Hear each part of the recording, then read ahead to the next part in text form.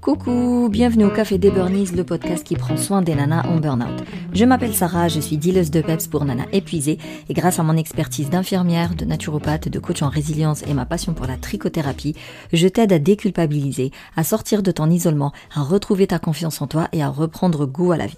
Alors chaque semaine, que ce soit en solo avec une nana inspirante, on parlera dévalorisation, échec, harcèlement, mal-être, mais aussi résilience, espoir, épanouissement, reconversion et bien sûr, trichothérapie. Alors pour retrouver ton peps, ta motivation et vivre pleinement ta vie, réserve ta séance diagnostic avec moi. On prendra le temps de faire le point sur ta situation et on verra ensemble ce qu'on peut faire pour que tu puisses remonter la pente à travers l'un de mes accompagnements. Tu trouveras le lien dans le descriptif. Maintenant, détends les épaules, cohérence cardiaque et profite pleinement de cet épisode.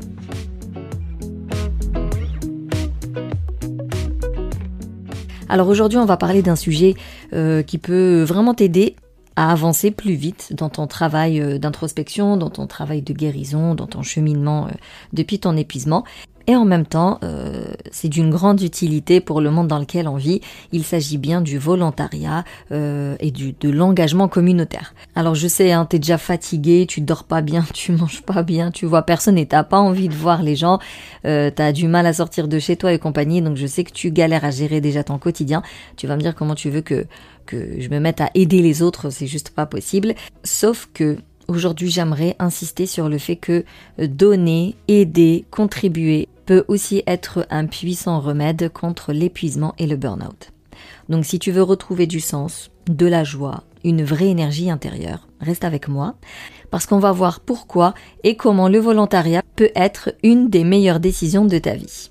Allez, c'est parti. Donc d'abord, pourquoi ? On est d'accord, quand tu es en épuisement, tu te sens souvent déconnecté, donc tu es déconnecté de toi-même, tu es déconnecté des autres, tu es déconnecté du sens de la vie. En fait, tout ce que tu fais n'a pas trop d'intérêt, tu vois pas pourquoi tu le fais.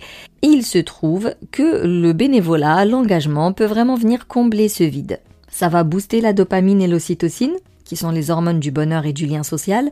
Ça va réduire le stress et l'anxiété en focalisant ton attention sur autre chose que tes propres soucis. Et ça va redonner un vrai sentiment d'accomplissement et de contribution. T'as dû l'entendre plus d'une fois dans mes épisodes où je dis que l'humain a besoin d'être utile. C'est pas vrai. On nous a éduqués à être toujours dans le rendement, la productivité, à l'individualisme. Ça, c'est la mondialisation qui a fait ça. Mais à la base, on vivait en tribu, en communauté et c'était un peu communiste, plus. Et donc, on a en nous cette envie d'être utile, de faire quelque chose qui a un intérêt, qui aide quelque chose ou qui aide quelqu'un, qui améliore un aspect de la société ou de l'individu. Donc, on va aller taper là-dedans, on va aller taper dans cette force-là pour aller se remplir de bonnes ondes, de bonnes hormones et s'entourer des bonnes personnes.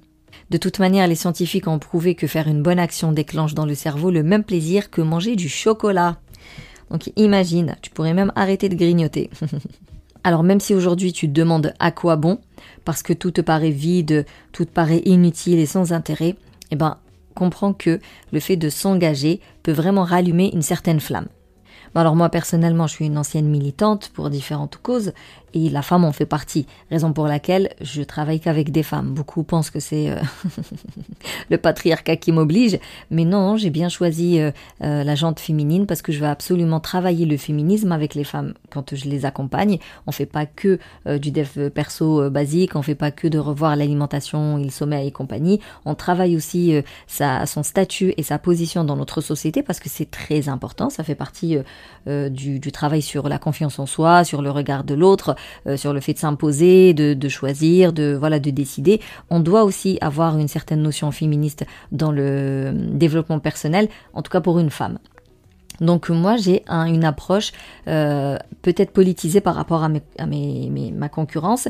Et puis si tu me suis sur Instagram, tu captes que je soutiens certaines causes et j'ai aucune peur de les soutenir, même si ça peut me ramener des désabonnements ou je peux perdre des clientes ou que Instagram ne soit pas content. J'en ai rien à faire. Il y a des choses qui sont très importantes, il y a des valeurs qui sont très importantes et voilà, si tu observes un peu, tu sauras les identifier. Donc ici, je fais tout ça parce que ça me ramène pas d'argent pour autant. Par contre, je le fais parce que ça me nourrit autrement. Ça me met bien, ça me fait sentir fière de moi, ça me rend fière de moi. Ça crée une certaine connexion avec mes potentielles clientes. Les gens viennent vers moi parce que j'ai ce franc-parler, parce que je vais soutenir des causes que les autres n'oseraient jamais soutenir, parce que je vais dire des choses que les autres n'oseraient pas dire, de peur de froisser, de faire peur, de faire fuir, nanana. Moi du coup j'attire uniquement les gens qui se reconnaissent en moi, et ça crée tout de suite une connexion quand on est en appel ou quand on est en coaching, et c'est une des raisons pour lesquelles d'ailleurs mes programmes fonctionnent, parce que il y a ce rapport de confiance qui se met en place, il y a cette affinité qui se met en place, parce que le fait d'avoir des causes, de les soutenir jusqu'au bout, attire des gens qui se reconnaissent quand même dans ce que je défends, et donc forcément ça roule plus facilement. Donc toi, si aujourd'hui tu te sens un peu perdu, tu peux chercher un projet qui te fait vibrer, qui te donne vraiment des bonnes sensations, des choses qui tiennent à cœur et que tu as envie de défendre, et t'essaies d'aller contribuer comme tu peux. Il n'y a aucune obligation, tu contribues en fonction de ce que tu peux donner, et tu verras que tu vas rencontrer des gens qui vont te nourrir aussi, qui vont t'encourager, qui vont te faire qui vont te permettre de te sentir bien et qui vont te faire sortir de ton biais de négativité. Le fait de rester à la maison, de se morfondre, de cogiter, de ruminer, tu verras que c'est une manière de recharger ses batteries pour pouvoir encore une fois attaquer des actions plus costauds, comme je disais dans les autres épisodes. Mais voilà, j'insiste, l'idée c'est vraiment de ne pas s'épuiser. Donc tu as plusieurs façons de t'engager sans te surcharger. Tu as le volontariat ponctuel, donc pas besoin de t'engager sur des mois, juste un jour par-ci par-là peut vraiment déjà changer ton mindset.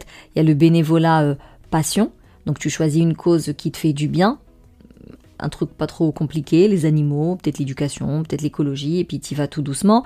Tu as le mentorat, tu parles avec quelqu'un qui a besoin de conseils, peut-être les devoirs des enfants, ou même dans les centres sociaux, ou ceux qui apprennent la langue, ou vraiment tu regardes un peu autour de toi l'aide que tu peux apporter à quelqu'un, c'est super enrichissant. Et puis tu as les petits gestes du quotidien. Si t'es écolo, tu vas trier tes déchets, tu vas aider une voisine mamie, tu vas l'aider à faire ses courses, peut-être que ta voisine, elle va te demander de l'aider, j'en sais rien moi, avec un meuble ou avec son jardin ou quelque chose. On n'est pas en fait obligé d'aller dans des associations, on peut aussi voir un peu autour de nous l'aide qu'on peut apporter aux autres. Même si le collectif reste, selon moi, beaucoup mieux que l'individuel, mais voilà, ça ne t'empêche pas de le faire quand même quand tu peux commencer par ça. Voilà, tu peux juste aider ta voisine parce qu'elle est âgée, parce qu'elle est malade, parce qu'elle est handicapée, parce qu'elle a des enfants bas âge, parce que donc tu aides ta voisine pour commencer, et ensuite pourquoi pas t'ouvrir vers une association pour retrouver du monde, pour te retrouver entouré de personnes que tu ne connais pas forcément, donc de nouvelles rencontres, et voilà, reprendre le contact avec les autres. Mais si tu vois qu'un engagement te vide au lieu de te remplir, c'est qu'il n'est pas adapté pour toi, ou du moins c'est pas le moment, c'est pas la bonne période, c'est pas le bon timing.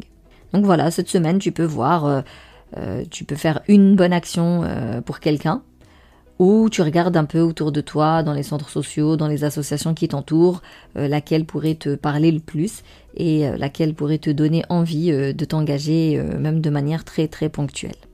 Et pour éviter de tomber dans le sacrifice, ça c'est vraiment le souci avec l'excès du militantisme, c'est quand on se donne à fond, qu'on délaisse notre santé, notre mental, notre nourriture, tout ça pour l'association, pour le bénévolat et autres. Il y a 3 questions à te poser pour trouver un engagement, enfin un type d'engagement qui ne t'épuise pas, mais au contraire qui te nourrit. Donc la première chose, c'est qu'est-ce qui me touche le plus ? Donc quel est le domaine qui te touche le plus ? Les animaux, les femmes, les enfants, la précarité, tel peuple opprimé, voilà. Qu'est-ce qui te touche le plus ? Quel format te convient ? Et c'est vraiment à toi de décider. Est-ce qu'aujourd'hui tu te vois y aller tous les jours? Est-ce que tu te vois y aller une fois par semaine? Est-ce que tu te vois y aller une fois par mois? Est-ce que tu te vois le faire uniquement en ligne? Des fois, tu peux être bénévole dans une association, tu sors pas de chez toi. C'est pas ce que je te conseille, mais voilà, il y en a qui font aussi en ligne, mais moi, vraiment, je te recommande du sur place. Donc, à toi de voir du sur place, combien tu peux donner de ton temps et de ton énergie aujourd'hui sur du sur place. Et ensuite, quel est le talent? Quel est ton talent que tu peux partager? Est-ce que tu veux faire de l'écoute? Est-ce que tu veux cuisiner? Est-ce que tu veux enseigner? Est-ce que tu veux organiser? Est-ce que tu veux nettoyer? Enfin, vraiment, qu'est-ce que tu veux apporter dans cette cause-là?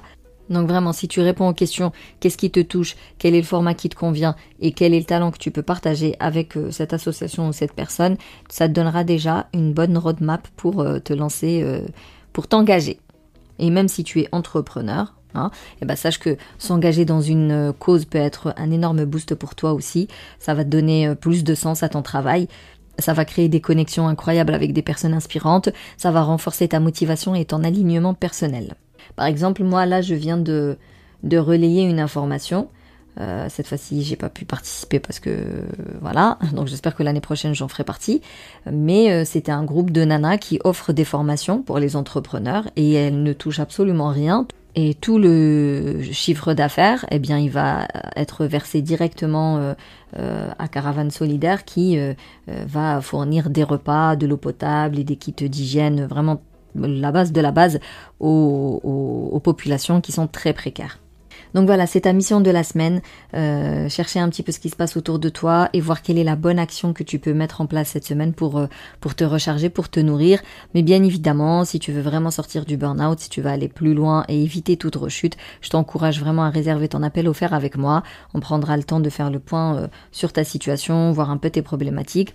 Et je te proposerai ce qui me paraît le plus pertinent pour que tu puisses te mettre en action le plus rapidement possible parce qu'il n'y a aucune raison de laisser traîner les choses.